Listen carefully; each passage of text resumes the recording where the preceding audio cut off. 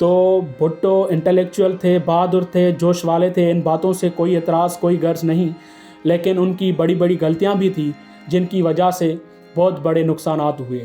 تو بات کرنے کا مقصد کسی بھی چیز کو وائیولیٹ کرنا یا کسی کو ڈسٹرب کرنا نہیں ہے، but it is just to have a recap over Bhutto.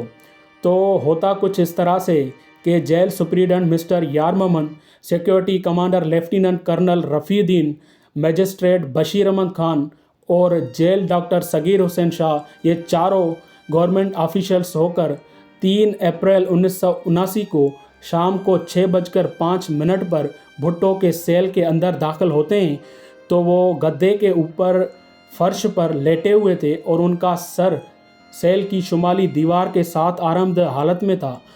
تو مسٹر یار محمد ان کو پڑھ کر سناتے ہیں کہ آپ مسٹر ذوالفقار علی بھٹو کو 18 مارچ 1978 کو نواب محمد احمد خان قصوری کے قتل کے کیس میں لاہور کورٹ نے پھانسی کی سزا سنائی تھی اور آپ کی اپیل کو سپریم کورٹ آف پاکستان نے مسترد کر دیا ہے اور ریویو پٹیشن کو بھی 24 مارچ 1979 کو نامنظور کر دیا گیا ہے اور صدر پاکستان نے اس کیس میں مداخلت نہ کرنے کا فیصلہ کیا ہے۔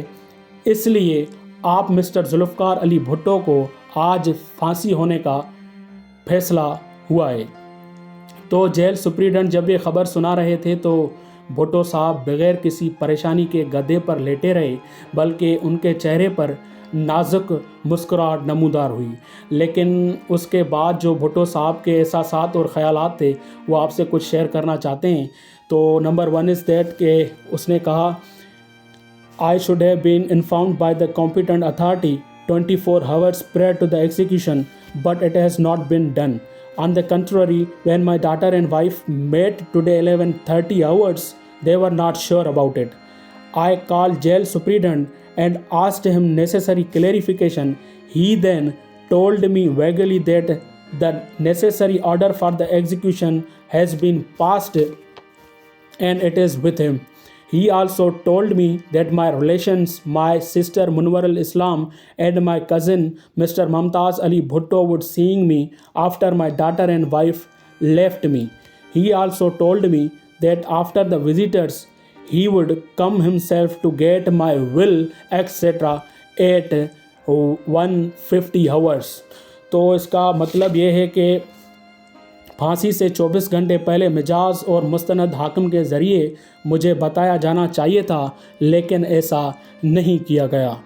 اس کے بعد جب میری بیوی اور بیٹی آج 11:30 بجے مجھ سے ملنے آئیں تو ان کو بھی یہ یقین نہ تھا۔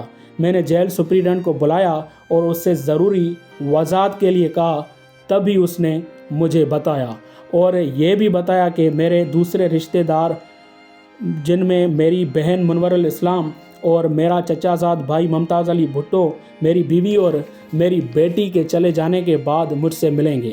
اس نے مجھے یہ بھی کہا کہ ملاقاتوں کے بعد وہ خود بھی 1:50 کو میری وصیت پوچھنے آئیں گے۔ سیکنڈلی جو بھٹو کا خیال تھا وہ تھا کہ no written order for my execution has been shown to me so far, میری پھانسی کا کوئی لکھا ہوا حکم مجھے ابھی تک نہیں دکھایا گیا۔ And thirdly he said that I want to see my councils as soon as possible, تو میں اپنے وکلاء سے جتنا جلدی۔ اینڈ تھرڈلی اس نے کہا کہ my other relatives should have been allowed to see me, میرے دوسرے رشتہ داروں کو مجھ سے ملنے کی اجازت دی جانی چاہیے تھی۔ تو یہ تھے بھٹو کے خیالات۔ تو ہوتا کچھ اس طرح سے ہے کہ 8:05 پر وہ لکھنا شروع کرتے ہیں، 9:40 تک وہ لکھتے ہیں، اس کے بعد 10:10 پہ دوبارہ لکھنا شروع کرتے ہیں، جس کو 11:05 پر وہ ختم کرتے ہیں۔ تو ان سے آ کر جب پوچھتے ہیں کہ آپ نے وصیت لکھی، کچھ لکھا آپ نے، تو کہتے ہیں کہ I had tried but my thoughts were so upset that I could not do it. I have burnt it. تو اس نے کیا کیا، اس نے سارے لکھے ہوئے مٹیریل کو لائٹر سے جلا دیا۔ تو 12 کے بعد جب آ کر بھٹو صاحب کو کہتے ہیں کہ جناب آج آپ کو پھانسی ہونے والی ہے، نماز پڑھ لیجئے، تو اس نے کہا کہ آپ کون ہوتے ہیں مجھے اور خدا کو ملانے والے، گیو می اے شیونگ باکس، مجھے شیونگ باکس دیجئے تاکہ میں شیو کر سکوں۔ تو پہلے ہی بتایا کہ بھٹو انٹلیکچوئل تھے، لیکن ہوتا اس طرح سے ہے کہ 2:10 30 منٹ کو رات کو تارا مسی رسی کو کھینچ لیتے ہیں اور بھٹو صاحب کو پھانسی ہو جاتی ہے۔